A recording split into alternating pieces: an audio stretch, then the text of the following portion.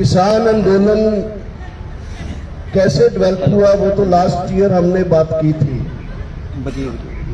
लेकिन पंजाब में इस आंदोलन में मैं ये दावे से कह सकता हूँ कि पंजाब के किसानों की, किसान संगठनों की, उसके आंदोलनों की एक सेंट्रल भूमिका थी।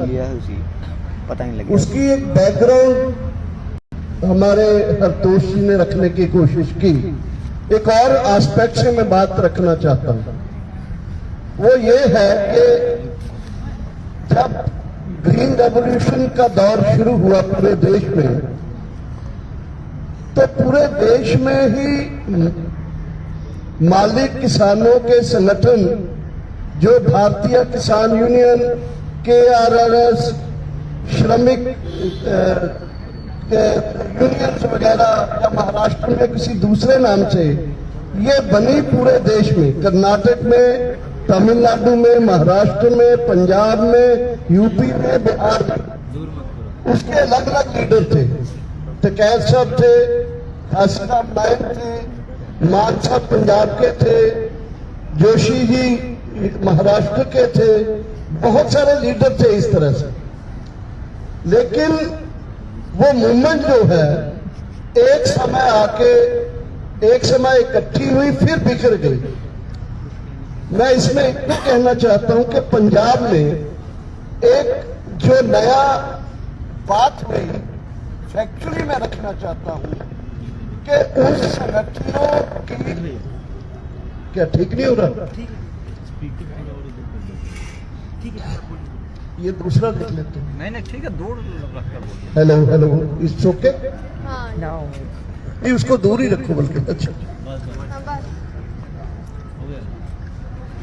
पंजाब में हरियाणा, यूपी के मुकाबले सिख मूवमेंट और लेफ्ट मूवमेंट दोनों का एक बड़ा ऑर्गेनाइज्ड हिस्ट्री है।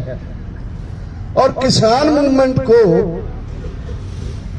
80s के बाद, 80s को आपको याद होगा, अर्ली 80s में किसान आंदोलन को बहुत बड़े बड़े किसान लीडरों की, जो रिच फार्मर्स थे, वो लीड कर रहे थे।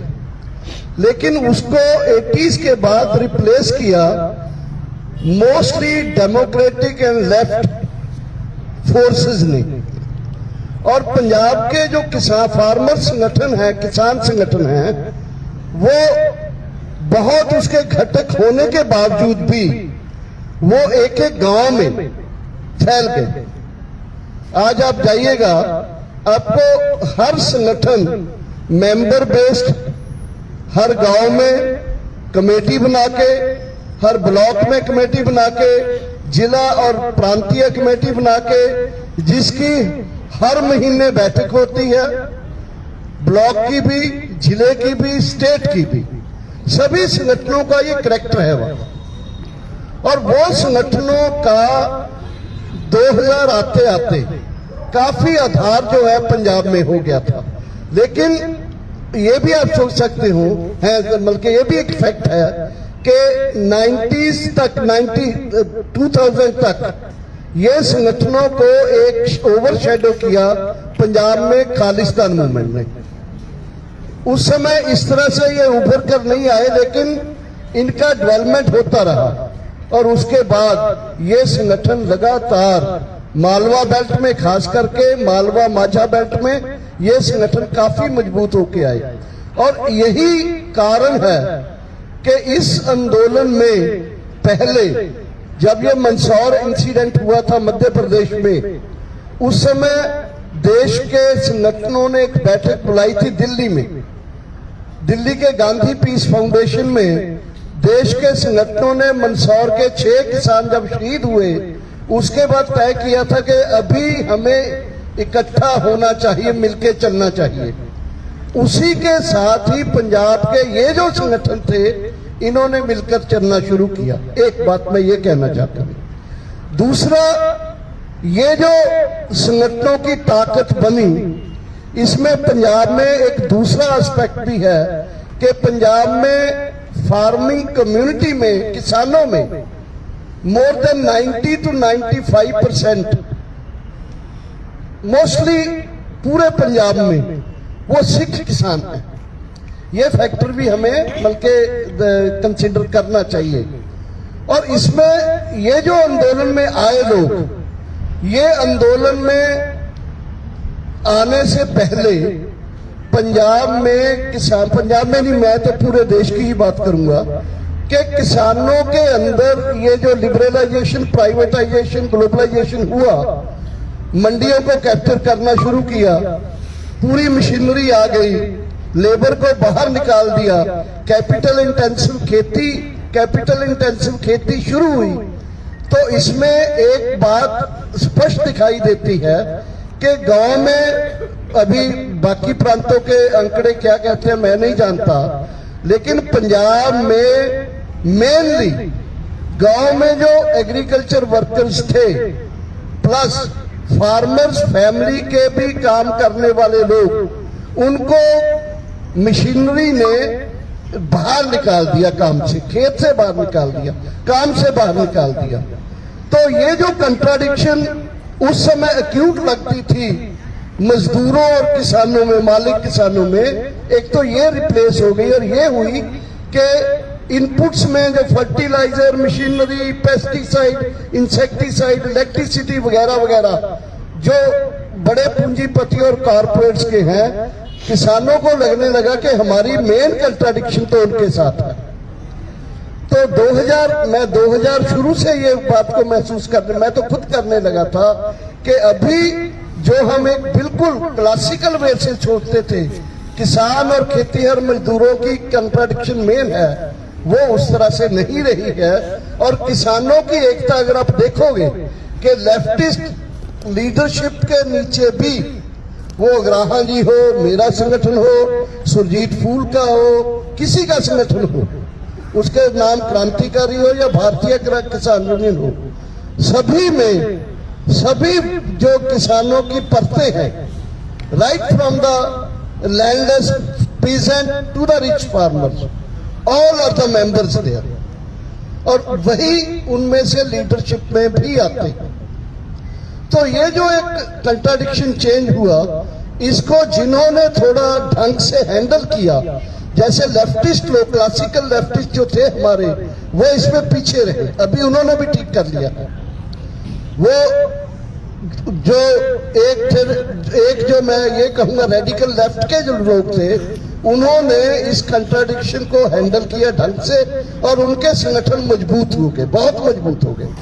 और जो मैं साफ ही कहना चाहता हूं, जिन्होंने अपना झंडे का रंग लाल रखा, वही नारे दिए, लेकिन इस कंट्राडिक्शन को नहीं समझा, जो आज समझने लगे हैं, तो उनके संगठनों को बहुत धीरे धीरे कमजोर हो गए। किसानों, मालिक किसानों की मैं बात करता हूं, इवन जो मजदूरों के अंदर भी, मैं ये स्पष्ट करना चाहता हूं, अभी मैं 4 दिन पहले एक मोर्चे में गया था जिसका नाम रखा गया था दलित और मजदूर मुक्ति मोर्चा पंजाब में। वो दलित और मजदूर मुक्ति मोर्चा मेरे मुताबिक एक्चुअली एक मोर्चा है, एक फेडरेशन है उन मजदूरों का, जिसमें नरेगा के मजदूर भी आएंगे, भट्टा मजदूर भी आएंगे, मंडी के मजदूर भी आएंगे, कुछ थोड़े बहुत खेतों में काम करने वाले मजदूर भी आएंगे। यानी मजदूरों की जो एक क्लास थी, वो डिफरेंट प्रोफेशंस में बट गई पंजाब के मजदूरों की और सेमी अर्बन एरिया की। तो इन चीजों को अगर समझेंगे नहीं हम, तो हम ये जो मजबूती आई किसान संगठनों में, उसको अंडरस्टैंड नहीं कर सकते। तो ये जो अभी मैं बात यहां लाना चाहता हूं कि मंदसौर की घटना के बाद जब किसान संगठनों की एकता हुई और जैसे ही 3 कानून आए इस कोरोना लॉकडाउन में, तो तभी वो तमाम किसान भी, क्योंकि इसमें था हमारी लैंड का सवाल है, हमारी मंडी का सवाल है, हमारी जो अनाज का, अगर ये जो एसेंशियल कमोडिटी एक्ट भी था, इसको भी किसान लोग समझने लगे थे कि अगर पब्लिक डिस्ट्रीब्यूशन सिस्टम नहीं रहेगा तो हमारा एमएसपी खत्म हो जाएगा। तो ये जो एक चीजों को समझ के किसानों में एकता बनी, तो इसमें राज्यवाल का संगठन हो, लखोवाल का हो या लेफ्ट हो या रेडिकल लेफ्ट हो, सभी को लगा कि हमारी पूरी खेती की एक्टिविटी, हमारी प्रोड्यूस और हमारा मंडी जो सब हमारे दौर पर लगने जा रहे हैं, जिसको हमने बल्कि एक नारे के रूप में भी आया कि हमारी फसलों की और नस्लों का सवाल है ये, या हमारी जमीन जो है वो भी हमसे ठेके पर ले ली जाएगी कारपोरेट के जरिए। तो ये जो एक कंट्राडिक्शन को समझने में, इसमें एक फैक्चुअल चीज हमें दिखाई देगी कि इसमें तमाम जो फार्मिंग कम्युनिटी में लगे हुए at least landers to rich peasant थे, वो सभी यूनाइट कर गए, उनके सभी संगठन यूनाइट कर गए। ये फैक्टर एक इंपॉर्टेंट फैक्टर है समझने के लिए। और इसके बाद ये जो इस आंदोलन में, क्योंकि मैं इसका विटनेस हूं, आई विटनेस हूं, इसमें शामिल रहा हूं, जब आंदोलन थोड़ा बल्कि पंजाब में जैसे ही सबको लगा कि अब लड़ाई दिल्ली के साथ है, इसमें मैं इतना बताना चाहता हूं कि पंजाब वो स्टेट है जिस स्टेट में due to various reasons Delhi के साथ एक दुश्मनी रही है। वो मुगलों के साथ रही हो, ब्रिटिशर्स के साथ रही हो, और पिछले दिनों में सेंट्रल गवर्नमेंट के साथ रही हो। उसके बहुत सारे कारण हैं, हिस्टोरिकल कारण है, रिलीजियस कारण है, कल्चरल कारण है, बहुत सारे एक सिस्टम को जो सेंट्रल स्टेट रिलेशनशिप के फेडरल वर्सेस ऑटोनॉमी के जो लड़ाई है उसके कारण है। तो ये इसमें अभी पंजाब में, जैसे मैंने पहले कहा कि पंजाब में जो सिख कम्युनिटी है उसका एक दिल्ली, बल्कि इतने गीत हैं इसके ऊपर लिखे गए कि एक तरफ दिल्ली सिंबल है और दूसरी तरफ पंजाब और सिख लोग हैं। ये इस आंदोलन में भी आए और इससे पहले भी अगर हम देखें तो हर गाने में, हर कहानी में, हर उसमें आपको दिखाई देगी ये चीज, हिस्टोरिकली ये चीज एस्टेब्लिश्ड है। तो ये जब जैसे ही 3 कानून केंद्र ने बनाए हैं, केंद्र में मोदी जी की सरकार है, हमारी मंडी और हमारी जमीन और हमारी जो आने वाली जनरेशंस हैं उसका फ्यूचर दौर पर लग गया है, तो जैसे ही ये माहौल बना तो सबसे पहले पंजाब के किसानों ने पूरे देश में ऐलान किया कि अब दिल्ली के खिलाफ हमारी लड़ाई सीधी शुरू हो गई।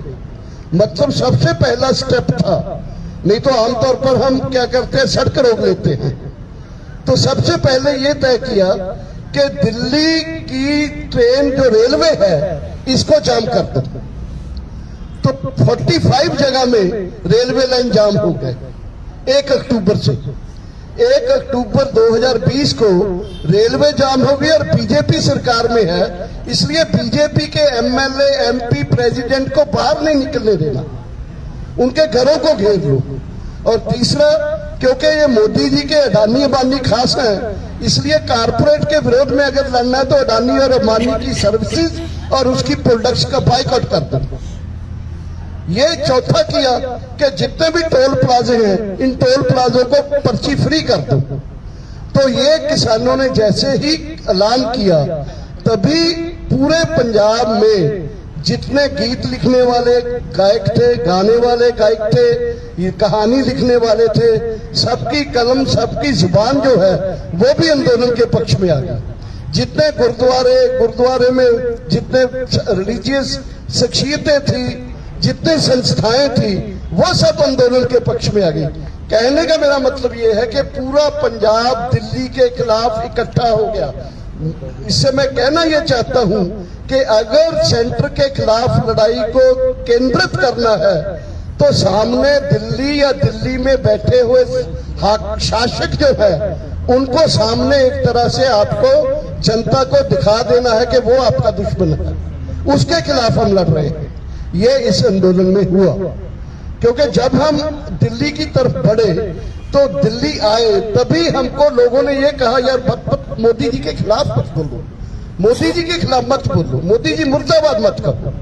बल्कि इस तरह का उस समय एक नैरेटिव इस तरह का आ रहा था। तो ये इसको तोड़ा आंदोलन में, इसलिए तोड़ा कि इसमें शुरू में पंजाब में वो मानसिकता जो थी सिखों की, पंजाबियों की, और पंजाब प्रांत एक ऐसा प्रांत है, मैं इसमें यह भी बोल देना चाहता हूं कि पंजाब को अगर हम फ्यूचर पॉलिटिक्स में इसका रोल देखना चाहते हैं, पंजाब एक बॉर्डर स्टेट है। पंजाब में सिख मेजॉरिटी है, जैसे कश्मीर बॉर्डर स्टेट है, कश्मीर में मुस्लिम मेजॉरिटी है, पंजाब में सिख मेजॉरिटी है जो देश में माइनॉरिटी है। और पंजाब को अगर आप पास्ट में देखें तो Punjab Incoming voice call from Rahul on SimSimG. ने कभी सेंटर स्टेट रिलेशंस को लेकर सबसे लीडरशिप का रोल अदा किया था, क्योंकि कॉन्स्टिट्यूशन को एक फेडरल कॉन्स्टिट्यूशन के रूप में रखा जाए या बढ़ाया जाए, इसका मुद्दा भी पंजाब से ही उठता रहा। ताइयों के साथ इस आंदोलन में भी इसके साइंस एंड सिम्टम्स आपको नजर आ जाएंगे। तो ये इसमें यहां तक बात ये है कि इस आंदोलन ने, ये सही बात है कि इस आंदोलन में जहां सिख कम्युनिटी की बहुत बड़ी भूमिका रही, वहीं जो एक बात मजदूरों की भी आई है, लेकिन या कास्ट के बेसिस के ऊपर आई है, इसमें एक नारा बहुत लगा, मजदूर किसान एकता जिंदाबाद। लेकिन ये मैं बहुत दावे से कह सकता हूं कि मजदूर संगठनों की किसान आंदोलन और उसके मुद्दों के साथ उतना आइडेंटिफाइड नहीं थे, यूनाइटेड नहीं थे, क्योंकि सचमुच में उनको उस तरह से ये मुद्दे और इसके नतीजे जो हैं वो इफेक्ट नहीं करते थे।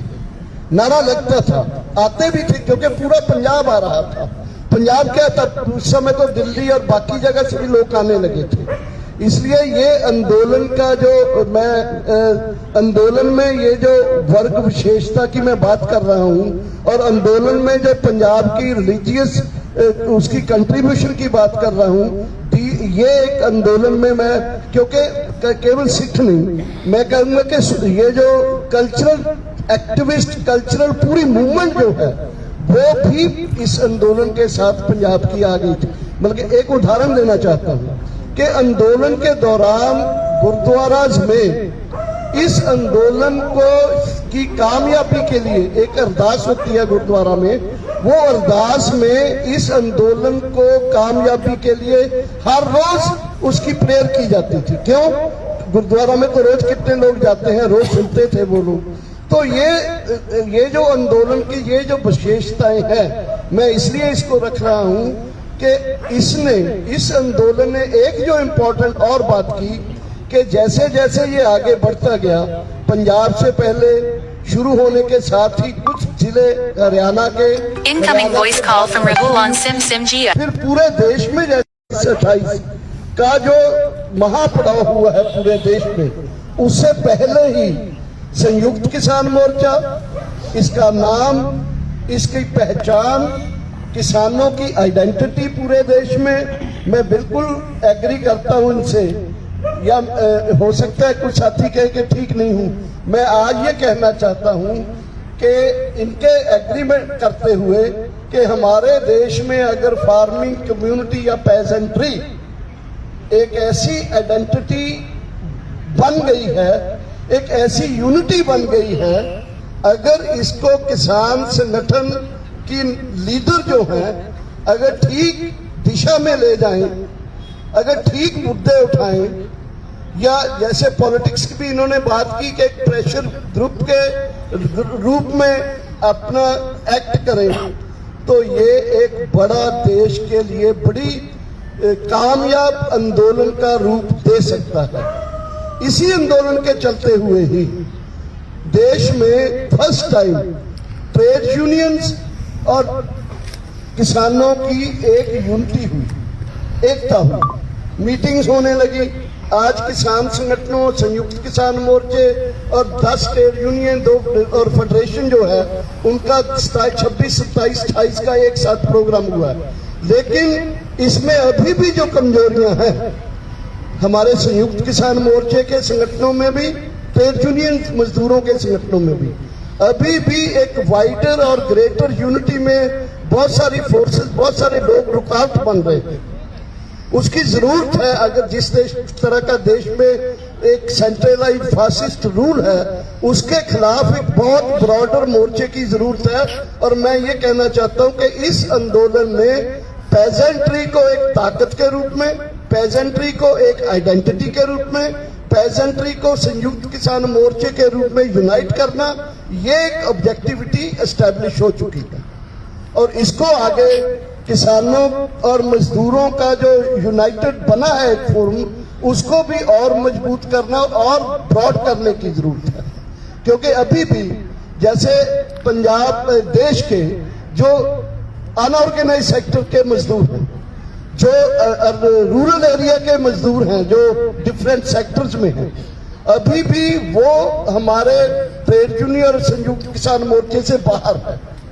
लेकिन उसके लिए बहुत एक एफिशिएंट, बहुत ही कोशिश करना ताकि उनको भी साथ लाया जा सके। इसके लिए अभी हमारे लीडरों में वो एक इनिशिएटिव या एक प्लानिंग जो होनी चाहिए, उसकी कमी है।